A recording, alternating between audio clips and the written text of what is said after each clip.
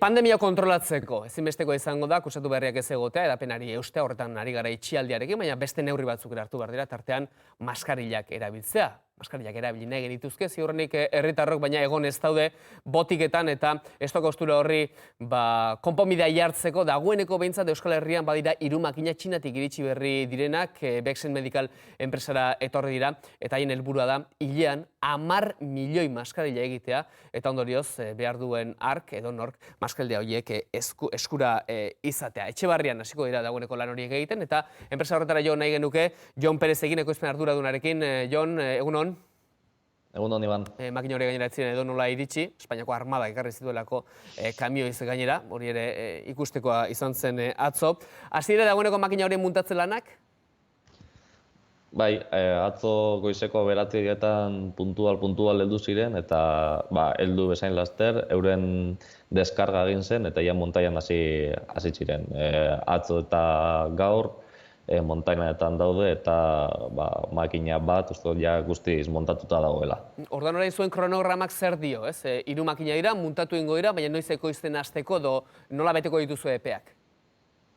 Bai, makina horiek montatzen direnean, gero hainbat froga egin behar dira, makina horiek funtzionamendua erabat baieztatzeko, eta, nahiz eta hasieran maskaria batzuk ekoiztu, horrek ezin dira gizartean erabili, froga bezala gelditzen dira. Orduan, guk egiten duguna da makinarekin eta produktuarekin froga batzuk egin, eta uste dugu, datorren astean ekoizten diren maskarilla horiek ja izango direla erabiltzekoak. Eta pixkanaka, fabrikatik atera ahala, joango dira banaketa zentroetara? Bai, guk azkenean dagoen premia ikusita egingo duguna ekoiztu bezain laster, Espainiako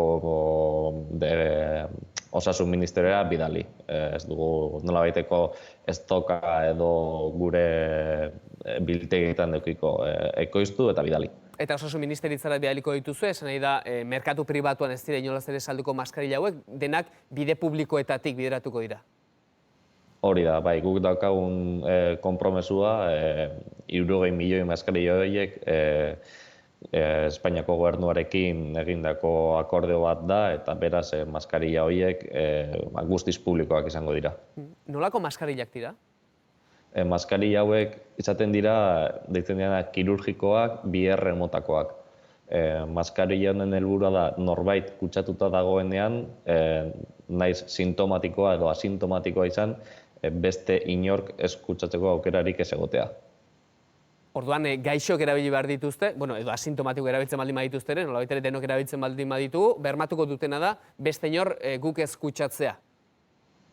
Hori da, maskarilla honekin dagoen teoria da, herritar guztiok erabiltzen badugu, ez da inongo transmisiorik egongo. Izan ere, gertaliteke norbaitek ez izaten maskarilla eta urak kutsatu egote, baina horrek ez egintuzke babestuko, alegia denok erabili behar ditugula maskarilla, hori da ulertu behar duguna, maskarilla hauek erabiliz ere. Hori da, bai, azkenean maskarilla mota ezberdin asko daude, eta bakoitza momentu batean edo bakoitzak funtzio berezi bat dauka. Orduan, guk esatuna da oso importantea da, maskarillak banatzen direnean argi izatea zein den maskarilla horren helburua. Eta hau ez den neurritako maskarillak dira, ze orain aurrak ere etxetik aterako dira, esan eta esan gabiltza, datorren astelenean, eta haiek ere jantzi beharko lituzkete, maskarillak, ez dakizuek neurri horretako neurri txikiagoko maskarillak egin gote dituzuen? Bai, guk momentuz daukagun konpromesua da helduentzako maskarillak egitea, baina gerta daiteke, hemendikan gutxira ikusita ze behar dagoen, baita umeentzako maskarillak egitea. Merkatuan agertzen diren umeentzako maskarillak azkenean egitura iguala da, dimentsioan dago ezberdintasun bakarra. Orduan, produkzio aldetik ez da nolabaiteko zailtasunik ikusten, baina ikusita premia hori non dagoen, momentuz helduentzako bakarrik egingo ditugu. Esaten ere gara estoko haustura bat egon dela, ez dela egon maskarillarik orain gutxi arte, orain ere botiketan batzuetan zaila da maskarillak aurkitzea. Horrek osasunaren arloan kutsatzeak handitzea ekarri du, baina merkatal alor batean, alor ekonomikoago batean, prezioa laukoizte ere bai, maskarilena edo boskoiztea batzuetan ere bai. Zuen maskarilek, erdiz erdi joko dute merkatu honetan, ez dago zalantzarik, zenbat kosta liteke halako maskarila bat?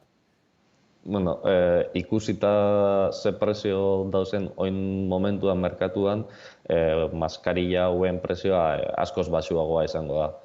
Ikusten dugu dagoen premiaren arabera, maskarilla hauek krisi honen aurretikan 0,5eko prezioa edo gutxiago zutela eta orain farmazia batzuetan, edo beste leku batzuetan, ez farmaziai batek negozia egiteko, baizik eta merkatuak markatzen duen prezioa euro tardikoa dela. Orduan, desberdintasun oso handi bat dago, baina hemen ekoiztuko diren prezioak, esatea, koronavirusen krisi aurretiko prezioak izango direla. Eta intzun ere bakigu gainera gaur dagoeneko Espainiako gobernuak ezarriko duela horientzat prezio tasatu bat, eta merkatu librean edo, esango dugu, ezingo dela hemendik aurrera saldu. Esan diguzu, Espainiako gobernuaren enkargu bat izan dela, baina Bexen Medikalek halako enkargua nola lortzen du? Lehiaketa bat egon da, edo zuen gana jo dute zuzenean, edo hori nola egiten da? Bai, azkenean guk Espainiako medikamentuen eta produktu sanitarioen agentziarekin erlazio estua dakauz, 40 urte baino gehiago daramatagu mundu honetan, eta azkenean krisia ikusita, eurek egin zuten esan, hainbat enpresekin kontaktatu, eta nork aukera ematen zuen proiektu hau aurrera ateratzeko. Eta horrelako proiektu batek denbora asko behar du, baina azkenean Mondragoi korporazioko beste enpresa batzuekin elkarlanean proiektua aurrera eramateko epeak asko murriztu ditugu. Orduan, horrek egin gaitu proiektu honen enpresaku izatea. Eta langile gehiago kontratu beharko dituzue, orain lan hau egiteko? Bai, hori da, guk azkenean gure negozio historikoa ezin dugu gelditu, ospitaleretarako materiala ekoizten dugu, eta gainera gure laborategia Hernanin daukagu, eta oin Ikautxoko Etxeberrian izango da ekoizpen hau, eta distantzia luzea da, eta beraz inguruko jendea nahi dugu 20-25 pertsona horiek Etxebarria inguruko jendea nahi dugu izatea. Etxebarrian daude 3 makina hauek, ez dakit Etxebarrian geldituko diren, ala gero Hernanira eramango dituzuen? Horre galdera asko daude, baina askotan izatea, oin badakigu dagoela eskaera oso handi bat.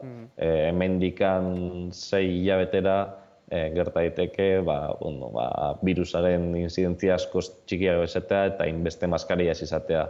Edo zoritxarrez datorren neguan berriz virusa agertzea eta maskarillin beharra berriz gora egitea. Beste 3 makina ere badatoz oso kerrezpanago, ez? Bai, hori da. Azkenien daukagun kontratua Espainiako gobernuarekin da, baina ikusten ari gara 60 milioi maskarilla 6 hilabetetan ez dirala nahikoak izango beste adituek ez duten bezala negu garaian berriz bueltatzen bada virusa. Eta azkenean egin behar duna da, beste herrialde batzuk ikusi ez, edo Euskal Herri mailan ekoizpena ziurtatzea, edo adibidez Kataluniak eskatzen badigu, edo azkenean denei maskarilla hauek emateko. Argi dago, orain arte prest ez gaitu harrapatu, urrengo batek harrapatu gaitzala prest, eta bereziki ez, lehen Txinako merkatura joa behar izan dugunean, orain behintzat hemen herriaren barruko merkatu batean eta enpresekin mugitu gaitezen eta lor ditzagun. Jon Perez, estimatua dago, beste behin ere gurekin egon izana, beste bat arte? Mila esker, ondo izan. Gero arte bai,